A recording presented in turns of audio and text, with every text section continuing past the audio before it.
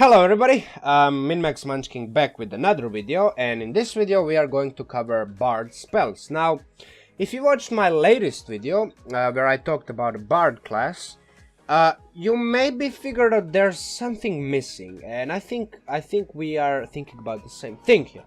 I didn't talk about Bard spells, and every spellcasting class, pretty much the large portion of that class is a selection of spells they learn, prepare, and finally cast.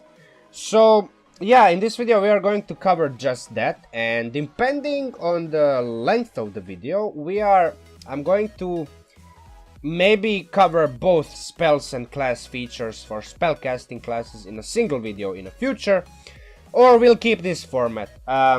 Spells in one video and features in another for spellcasting classes. With that said, again, if you like this type of content, it's a bit different from my first 10 or so videos, where I specifically talked about specific type of builds, and here I'm talking more in general about the class and its options.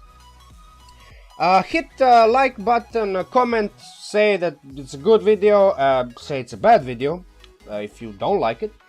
And yeah, again, if you like it, like, share, comment, subscribe, hit the bell button, and all that jazz that every YouTuber on planet Earth tells you to do. Yeah, that's it. So, Bard spells, cantrips. Bards only know 2 cantrips at first level and 4 spells at first level. They know 2 cantrips and 4 spells.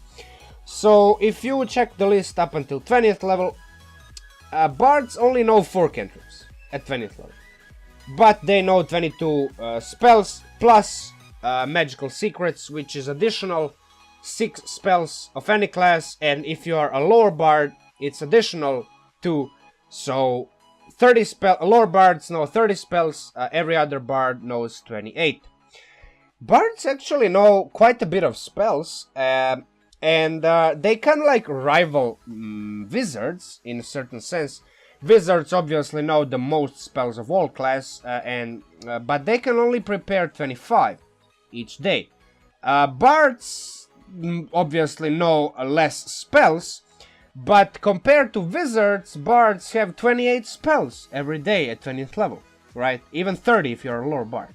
So they kind of like have access to more spells to choose from every day, but wizards, they have more versatility in terms of what spells they are going to be bringing with them every day.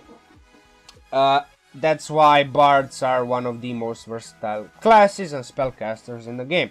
Now, cantrips, first of all, Vicious Mockery. If you are playing a bard and you don't have Vicious Mockery, what the heck are you doing, man? This is a cantrip to take. It doesn't deal a lot of damage, true. It's a wisdom saving throw, so there's no attack roll, true. But if the target fails a saving throw, you pretty much mock it. You bully the target into taking psychic damage, and the target has disadvantage on its next attack roll before the end of its next turn. So some kind of damage dealing, not a lot. Control effect. You're kind of like controlling the target and debuffing it, pretty much helping your allies. All that for the measly price of casting one action cantrip. It's really good. It scales with levels as does any other cantrip, and yeah, take it. Every time you play bard, take Vicious Mockery. No reason not to. Giving disadvantage to an enemy is ridiculous. Other than that, bards thematically kind of like lean more onto the roleplay side, not much on the damage dealing, tanky, in your face, I'm gonna kill you side. So all the cantrips that kind of like do the tricks, play mind tricks, play perception tricks and stuff like that. So Friends is good cantrip. It does alert the creature that you are hostile after 1 minute, but you have 1 minute of concentration to have advantage on charisma checks, and 1 minute is more than you need in most situations. Light cantrip, if you don't have dark vision, take light cantrip. If you do have dark vision, don't take it because you don't need it. Then these two.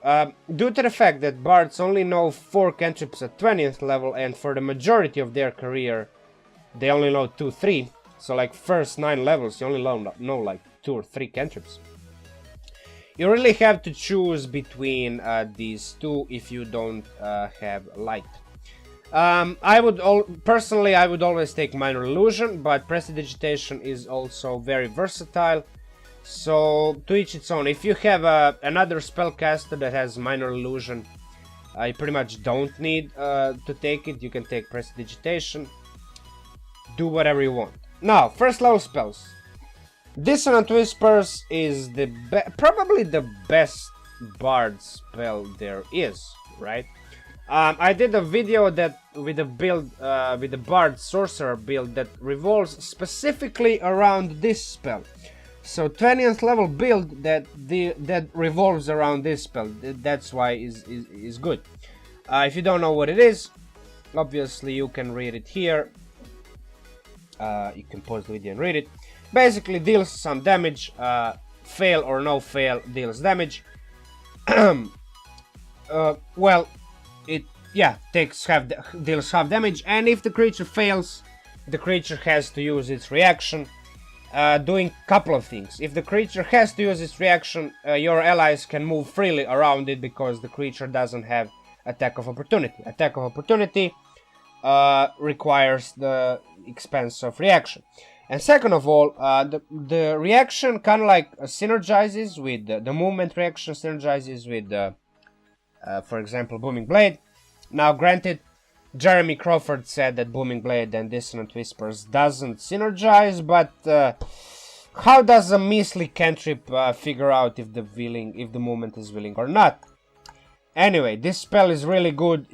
In general, if there are like 2 or 3 of your allies surrounding the creature, you cast it on a creature, the creature has to move, and you have attack of opportunity. All of your allies have attack of opportunity on that creature. So not only does it deal damage, it kind of like multiplies that damage if your allies are within 5 feet of the creature. That's why you always take it. Now, all bards are healers to some extent. They have access to both Cure Wounds and Healing Word at first level. Take one or both of those. I would personally take Healing Word. The more I play D&D, the more I realize Healing Word is plain better than Cure Wounds, because there's no amount of healing that can out-heal the damage that the monsters do to you or your allies. But there is... Cure Wounds requires you to be within 5 feet because it's a touch. You have to be physically next to the creature. Healing Word, you can be within 60 feet of the creature and still heal him or her or it for 1d4 plus your spellcasting ability modifier. Now, you only like... healing spells are not for keeping your allies on their maximum health. Healing spells, more often than not, are for bringing your allies down from 0 hit points. We won't go into too much on that now, it's a topic for another video, but yeah, there's that. Second level spells, bards still have a lot of choices here. I would personally always take Shatter. Shatter is a good secondary, like a lesser AoE ability, and it can kind of like come in handy even if you don't have Fireball. Now, Fireball deals a ridiculous amount of damage. Shatter is nowhere close, but still, having some kind of AoE, especially in a party that doesn't have a Sorcerer, Wizard, or Fiend, Warlock, both, or maybe Light Cleric, all of those which have access to Fireball, Shatter is a really good secondary option. Now, obviously, Invisibility, Hold Person, Suggestion, and to a lesser extent, Zone of Truth. We can pretty much erase Zone of Truth because it's situational. They're like good spells to have from level on 3rd and 4th level and onwards. Hold Person, ridiculous. It paralyzes a humanoid, and every hit on that humanoid is a critical hit. Invisibility, self-explanatory. Suggestion is a versatile spell because if the creature fails a saving throw, it's a wisdom saving throw, I think. If the creature fails a wisdom saving throw, he or she has to listen to you. So you suggest a course of activity, up to 2 sentences, so you pretty much tell the creature, you must tell me the truth for the next 8 hours. It's an 8-hour concentration, and the creature, if the creature fails a saving throw, the creature has to tell you the truth. So a suggestion kind of like can work as a zone of truth in itself. It can be a bunch of other stuff, that's why it's really good. Level 3 Bard spells is when you get the famous Leomund's Tiny Hut. It's the spell that only wizards and bards can learn. And yeah, it's a good spell. It's a ridiculous spell to have at 5th level. It's a ridiculous spell to have at 13th level. It's a good spell. It creates a dome which is opaque, so nobody can see from the outside what's inside. But everybody inside, up to 9 medium creatures, can see what's happening outside, and nobody is able to enter it physically. The spells and other magical effects cannot pass the barrier. I mean, it's one of those legitimately kind of like a little broken spells. Like, because if the party doesn't have this spell, the party is vulnerable every time the party is in the wild and taking a short or long rest. But if you have a bard or wizard in your party, and he or she has Leomund's Tiny Hut learned, yeah, you pretty much don't care. You go to bed and you don't care. You probably don't even have to stay guard. You pretty much can all sleep at the same time. Now, 4th level spells, many classes have like a weird place with 4th level spells. Bard is one of those classes. Not a lot of 4th level spells are really that good. I mean, they're good, don't get me wrong, they're not bad, but they're kind of like situational, and kind of like, locate creature. How many times did you have to locate creature? Maybe sometimes you did. Maybe you had, you had a mission of locating someone or something. But, I mean, you could have do it with mundane means. You don't have to cast a spell. Polymorph, as we all know, is a good spell, but it's kind of like situational as well. I mean, you have to maintain concentration. You kind of like, you have other spells to maintain concentration on. Fairy Fire, for example, which is always a good 1st level spell. Suggestion maybe, like, I don't know, like 4th level spells other than Greater Invisibility, which is a ridiculous combat buff. Not sure about those. 5th level, a bunch of good spells, a bunch of cleric spells, Mask Cure Wounds, Raise Dead, Scrying. All of those spells are really insane, and you cannot learn all of them, so pick your poison. I would pretty much myself always pick Scrying. Always pick Hold Monster. So let's put it up there. Or maybe Dominate Person. So, for example, if I take Hold Monster, then I'm not going to Dominate Person, because there's a limited amount of spells that I can know, and I have to choose. However, Mask Cure Wounds or Raise Dead, maybe even these two. Maybe even these two, like, you have to choose between which one you're going to learn. Still, all of these spells are good to take, you won't fail with them. The rest of the spells, also really good, but, I mean, situational. Not all of them, but a lot of them are situational, so, I don't know. Pick your poison. Teleportation Circle is great, don't get me wrong. Teleportation Circle is great, but even that is situational, and, yeah. Well, Raise Dead is situational, but, every part, almost every campaign has death in it, and sometimes you want to raise dead humanoid, dead creatures and stuff like that. So yeah, that's about it. Level 6. I've seen Bard level 13 cast Mass Suggestion, and it was ridiculous. It turned a legitimately deadly encounter into, okay, we come inside, kill the main boss and leave. That's what this spell did. From the first round when Bard cast this spell, we pretty much knew that there's no way we are not going to kill the main boss. So yeah, that's about it. This spell is ridiculous. although it is kind of like situational, but I mean, experience trumps theory, and in my experience, having this spell learned is ridiculous, and you always need it. Maybe, I don't know, Program Delusion can be great, don't get me wrong. Illusion spells are ridiculous because they are creative. Yeah, maybe, there we go. Like Mass Suggestion and, what's it, what? Okay. Word, Office Word is ridiculous. Programmed Illusion, there we go. These two spells, take them. If you're a 13th level bard, take them. Take one of these, or maybe both. Doesn't matter. 6th level spells. We already covered those. 7th level spells.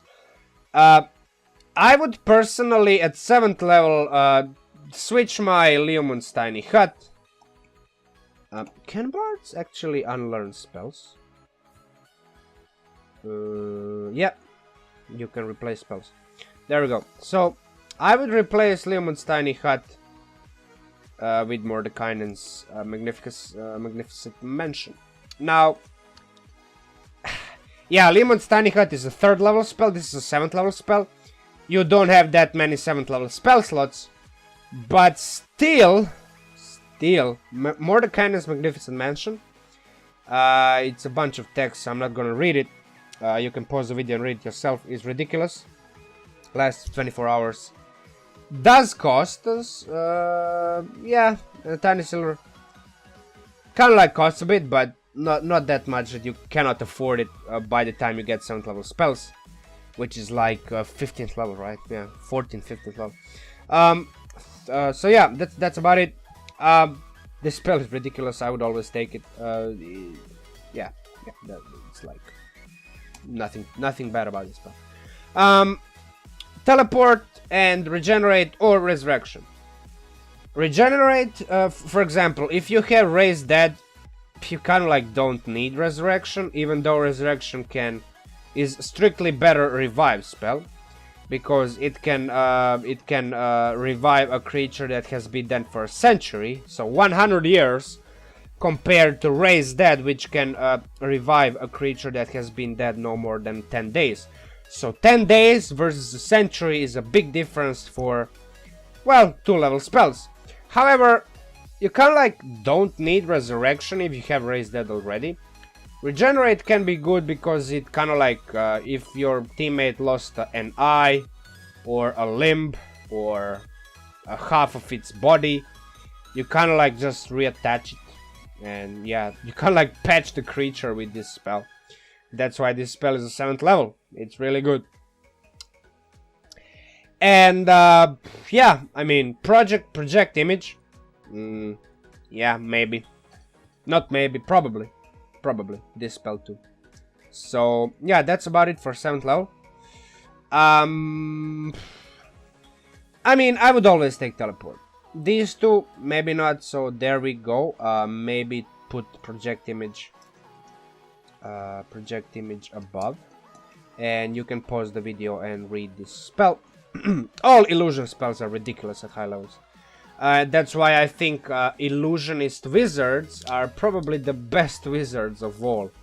I mean, every wizard school has ridiculous high level abilities. Every wizard has ridiculous high level abilities. But illusionists can like, they bend reality.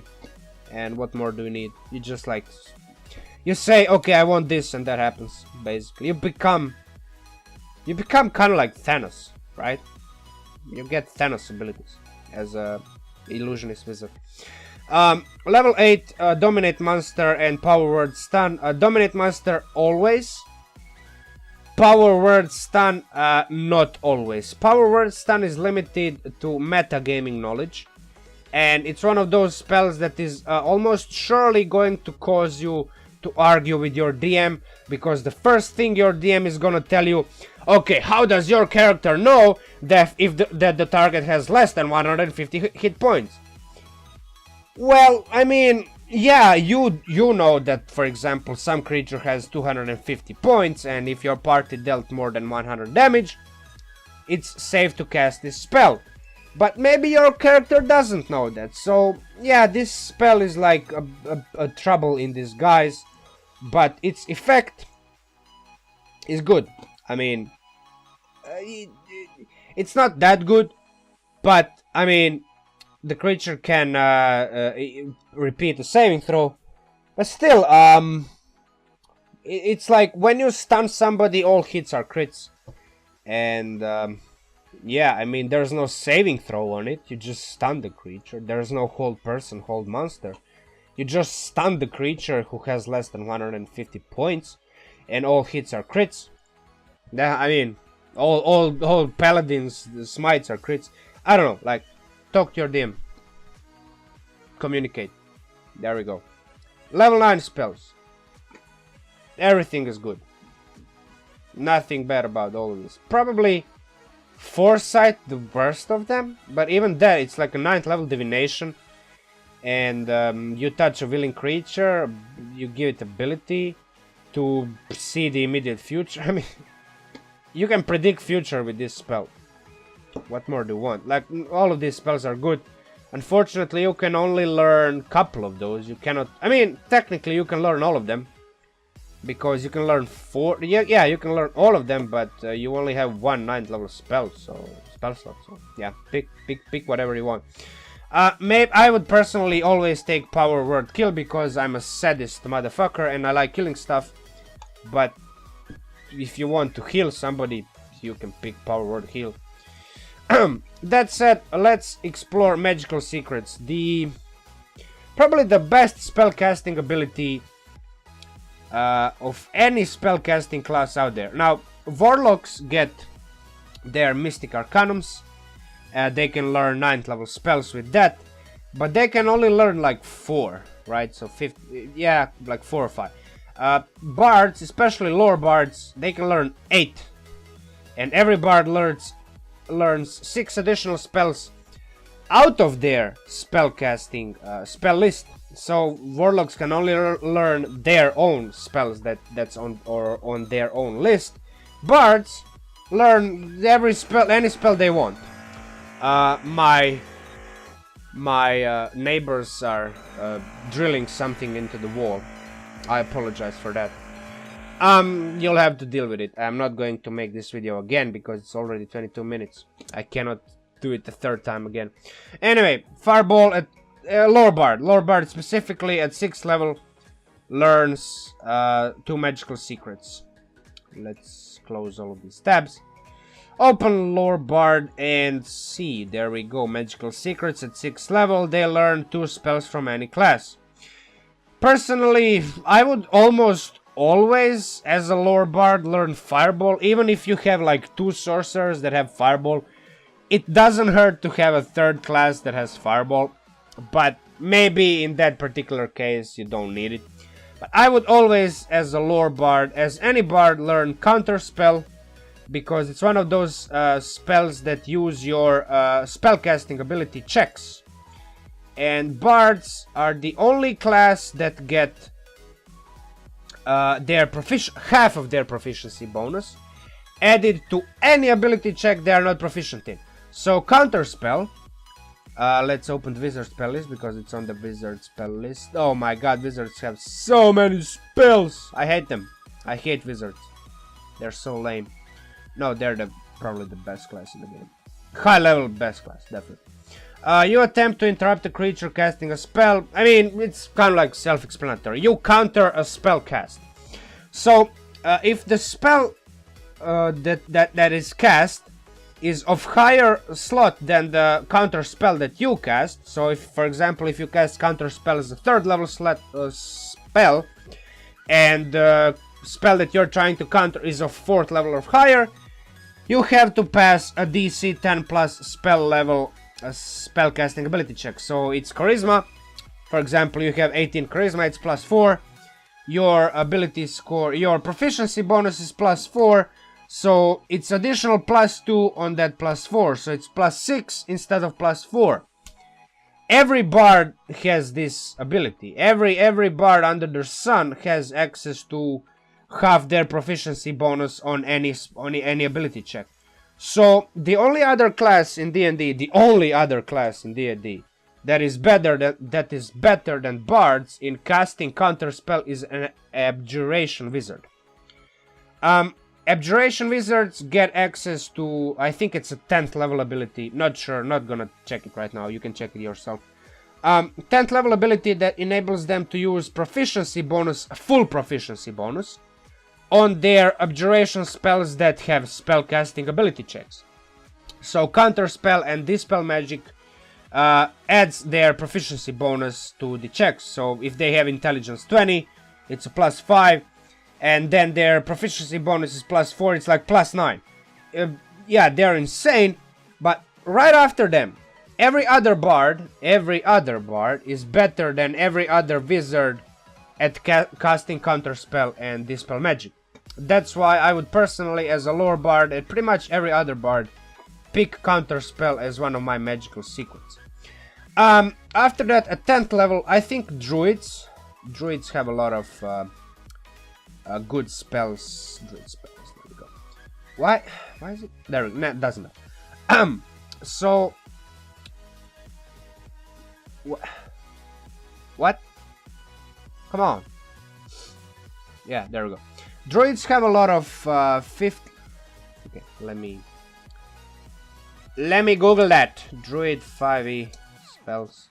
There we go. I need this list. I need the level list, not alphabetical list. So 4th and 5th level Druid spells, they have a lot of control spells. And a lot of cool spells like conjure spells. And yeah, a lot of control spells. I would pick something out of Druid list. I don't know, like a lot of good choices here. Probably like Conjure Elemental.